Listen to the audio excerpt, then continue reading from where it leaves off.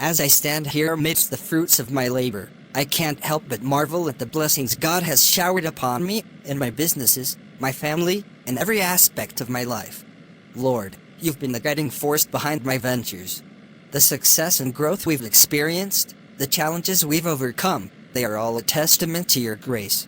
I'm humbled by the opportunities you've presented and the doors you've opened. In my family, I see your hand at work daily. The love, the laughter, the shared moments, they are all gifts from you. My wife, my children, they are blessings I never want to take for granted. Thank you for the warmth and joy that fills our home. I promised myself, and I promise you, Lord, that there's nothing I won't give back. My businesses, my family, they're all yours. Every success, every achievement, I attribute to your unfailing love and guidance. As I count my blessings, I can't help but think of those who may not be as fortunate. I commit to being a channel of your generosity, sharing what I've been given with those in need. Your abundance in my life is meant to be shared, and I want to honor that. Lord, guide me in using these blessings wisely and with a generous heart. I give you my gratitude today, tomorrow, and always, for everything I have comes from you. May I be a good steward of these gifts, using them to bring glory to your name. Amen. You know, John, I've been thinking. We've been so blessed in so many ways, and I believe it's time for us to give back more. I've been feeling the same way, Sarah. It's like the more we receive, the more we should be giving. Exactly. It's not just about us. God has been so good to us, and I believe He wants us to share those blessings with others. I couldn't agree more. It's incredible how much we've received, more than we could have ever expected. And you know, there's this saying, the more you give, the more you receive. I truly believe in that. When we share our blessings, it's like God opens up more avenues for us. It's like a cycle of goodness. The more generosity we show, the more blessings come our way. I've seen it happen in our lives. Right. I was thinking we could get involved in some community projects, maybe sponsor a child's education, or contribute to those in need. That sounds like a wonderful idea, Sarah. Let's do it. We've been given so much, and it's time to make a positive impact on others. I'm glad you feel the same way. I truly believe that the blessings of God in our lives are meant to be shared. It's not just about accumulating wealth. It's about making a difference. Absolutely. Let's figure out how we can give back together. The joy of giving is something special, and I want us to experience that even more. I love that you're on board with this, John. I believe our efforts to give back will only strengthen the blessings we receive.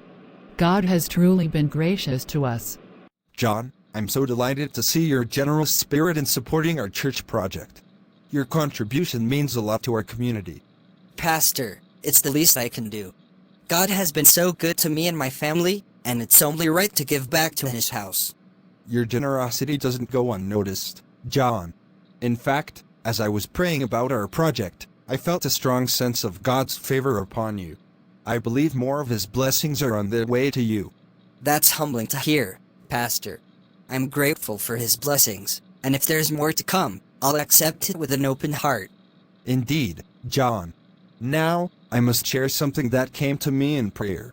I believe God revealed to me that He'll be asking something significant from you soon. Something significant? What could that be? The specifics weren't entirely clear, but I felt a strong sense that God is preparing to ask for a special commitment from you. It might be something substantial. Don't forget to like and subscribe. Pastor, if God is calling me for something important, there's nothing too big that I won't give. He's blessed me with riches beyond measure. Your willingness is admirable, John. I sense that when you respond to God's call with an open heart, your entire generation will be blessed in ways you haven't seen before. Pastor, if God calls me for anything, I'll answer Him a billion times over. I trust that His plans for me and my family are far greater than anything I can imagine. May your faith and generosity continue to be a beacon of light, John. I believe God has amazing things in store for you and your family. Honey, you won't believe what happened at the church today. I spoke to Pastor about supporting the project, and he shared something with me. Really? What did he say? He mentioned that he felt God will be asking something significant from us soon. Something substantial. That sounds like a big deal. What did you tell him? I told him that no matter how many times God calls for something, I'm ready to answer him a billion times over. I believe we have so much, and if God needs it, it's his. John, that's an incredible commitment. I'm proud of your faith and generosity. It just feels like the right thing to do. We've been blessed abundantly, and if God needs something from us, I want us to respond with an open heart. You've done well, John. I believe God has a plan, and your willingness to give shows how much you trust in his blessings. We've been through so much together, and I know we can weather whatever comes our way. If God has more in store for us, I'm ready. We've always believed in giving back, and I'm glad we're on the same page. Whatever God asks of us, we'll face it together. Exactly. Our faith and generosity have brought us this far, and I believe they'll continue to guide us in the future. We have so much to be thankful for, John. I'm grateful for you and for the life we share. And I'm grateful for you, for our family, and for the blessings that keep pouring in. Whatever lies ahead, I know we'll face it with faith and a giving heart. John, I have to say, working with you has been a game changer for our business. The way you handle projects and deliver results is truly remarkable. I appreciate that, but it's a team effort. We've worked well together, and your support has been invaluable. No doubt about that. The clients are noticing too. I've been getting positive feedback, and it looks like more contracts are on the horizon. That's great to hear. It's always satisfying to know that our clients are pleased with our work. Honestly, John, you've become the best business partner we've ever had. Your commitment to excellence and your ability to navigate challenges make you stand out. Thank you for the kind words. I believe in giving our best in every project, and I'm glad it's making a positive impact. I've got a feeling that more opportunities are coming our way. Your reputation in the industry is growing, and clients are eager to work with us. It's all about building relationships and delivering quality. I'm excited about what the future holds for us. Me too, John. With your skills and our collaborative efforts, I'm confident that more success is just around the corner. Here's to more prosperous ventures. Cheers to that. I'm looking forward to what we can achieve together. John, fear not. I am a messenger sent by the Almighty to deliver a divine message. The Lord has a specific purpose for you, John. He desires you to be a fisher of men, to share his word, and to bring souls to Christ through ministry. The plans of God often surpass our understanding, John. He sees potential where we see limitations. God doesn't call the equipped, he equips the called. Trust in his guidance, and you will find the strength you need. I'm not equipped for such a task. I don't have the knowledge or the charisma to be a minister. It just feels like too much. I don't think I can live up to such a calling.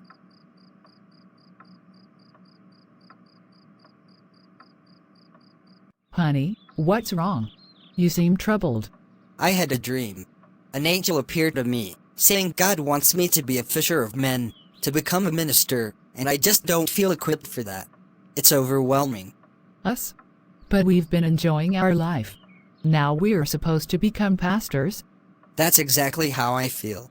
It's a huge responsibility, and I don't think I'm cut out for it. I get that. We can't just change our entire lives like that. The angel mentioned ministry and winning souls for Christ. I don't know how we're supposed to do that. Maybe there's another way. We can give more financial assistance to God's work, support ministries, and help those who are already doing the work of winning souls. That sounds more doable. We can contribute, but becoming pastors? I don't know. Let's focus on what we can do. We can still make a difference by supporting ministries financially. It's a more practical approach. John, we need to talk. I've been reviewing our situation, and it's not easy for me to say this, but we can't move forward with the contract. What do you mean? We've been working on this for months. Everything was on track. I know, and I appreciate all the effort you've put into it. But circumstances have changed, and I can't quite put my finger on why. It's like the stars aren't aligning for us anymore. Can you be more specific? We need this contract for the success of both our businesses. I can't believe it's falling through just like that. I wish I had a clear answer, John. It's not a decision I've taken lightly. It's just that, for some reason, it doesn't feel feasible anymore. We're going to have to reevaluate our options. This is a huge setback for both of us. I need to understand why this is happening. Is there anything we can do to salvage the situation? I wish I had a solution, but I don't. It's not about lack of effort or commitment. It's like there is an unseen force at play, and I can't ignore it. Well, this is unexpected. I appreciate your honesty, though. Let me take some time to process this. Maybe we can revisit the conversation later. Absolutely, John. I know this is tough. Take the time you need, and if you want to discuss it further or explore other options, I'm here. Things have taken a turn, and I can't ignore the connection between our refusal to answer God's calling and the challenges we're facing now. Life was going smoothly before, and I can't help but think we've stirred something by not heeding that divine message. This setback is unexpected, and I need to find a way to channel this energy positively. It's not just about the business. There's something more I need to focus on. I need to go and contribute more to the church project. Ah, John, it's good to see you. How can I assist you today? Pastor, I've been going through some challenges lately, and I felt the need to come here and contribute more to the church project. It's my way of seeking solace and finding purpose in these trying times. Your presence is always welcome, John. I appreciate your dedication to the community. What brings you to contribute more to the project? Well, I just received some disheartening news about a business contract falling through. It's left me feeling lost, and I thought coming here and giving back to the church might bring some positivity into my life. And I can't shake off the feeling that it might be related to the dream I had, the one about becoming a fisher of men. My friend, sometimes, when we resist God's calling, we inadvertently invite challenges into our lives. I'd like to draw your attention to a powerful story from the Bible, the story of Jonah. In the book of Jonah, we witness a man who, like many of us at times, tried to resist the call of God. Now, Jonah received a specific command from God to go to the city of Nineveh and deliver a message. However, Jonah, for reasons known only to him, tried to resist that divine calling. He attempted to escape from the presence of God by boarding a ship heading in the opposite direction. In our own lives, we might sometimes find ourselves in situations where we resist the path that God lays before us. We may question the purpose, the challenges, or the sacrifices that come with following His guidance. Jonah's story serves as a reminder that trying to resist God's will can lead to unexpected consequences. As we delve into Jonah's journey, let's reflect on the times when we, too, may have resisted God's calling. It's crucial to recognize that, despite our hesitations, God's plans are ultimately for our good. Jonah's tale teaches us about the importance of trust and obedience in our relationship with the divine. In Jonah's case, we see that God pursued him, even in the midst of his attempts to escape. The story is not just about the consequences of resistance, but also about the boundless mercy and persistence of God in guiding His people back onto the right path. What should I do, Pastor? It's never too late to answer God's call. Seek His forgiveness, pray for guidance, and be open to His leading. The more you resist, the more adversity you may face. But God's grace is abundant, and He is always ready to welcome you back. I never thought refusing could lead to this. I want to make things right. I'll answer His call. That's the first step. God's love and grace are greater than any challenges you face. Embrace His plan for you, and you'll find peace and fulfillment. John, please reconsider. Remember the dream, the message from the angel. God's plan is the best, even if it seems challenging. I know, but it's not what I had in mind for our lives. I can't see myself being a pastor. John, let's trust God's plan. His ways are higher than ours. I believe He has something incredible in store for us. John, remember the promises of God. In Proverbs 3:5-6, it says, "Trust in the Lord with all your heart and lean not on your own understanding. In all your ways submit to Him, and He will make your paths straight." You're right. Maybe I've been leaning too much on my own understanding. And in Jeremiah 29:11, it says, "For I know the plans I have for you, plans to prosper you and not to harm you, plans to give you hope and a future." I did promise to answer God a billion times if he calls. God's plan is always the best. Let's embrace it together. I believe this journey will lead to something amazing. You're right. I made a promise, and I need to trust that God knows what's best for us. I'll answer his call. That's the spirit, John. God's grace will guide us every step of the way. John, I owe you a sincere apology. The decision to terminate our contract was abrupt, and I understand the impact it had on you and our businesses. It was unexpected, to say the least.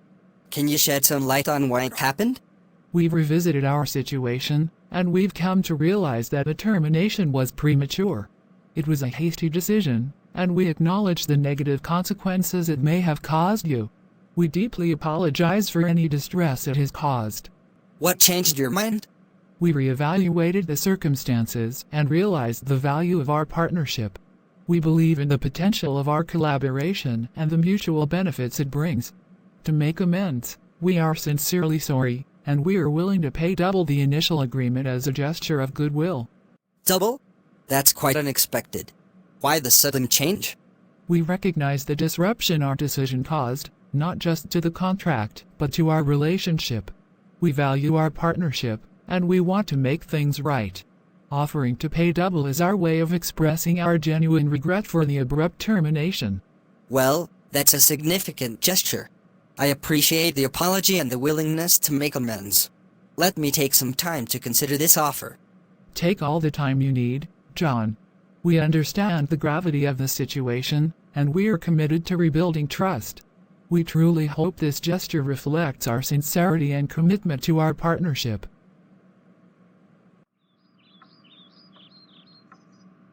You know, ever since we decided to answer God's call and embrace his plan, things have been different. Absolutely, John. It's like a shift in the atmosphere. We're witnessing favor without the struggles we used to face. It's incredible, isn't it? It's like a little effort is yielding big results. I never imagined that serving the Lord could bring about such blessings. God's ways are truly beyond our understanding. When we align ourselves with his will, everything falls into place effortlessly. I used to think success required so much hard work, but now I see that God's favor can supersede our efforts. And it's not just about the material blessings. There's a sense of fulfillment and joy that comes from serving the Lord. Exactly. It's not just about what we gain, but the impact we can have on others. I feel like we're part of something greater than ourselves. Serving the Lord has brought a sense of purpose and meaning to our lives. It's good to be on this journey together.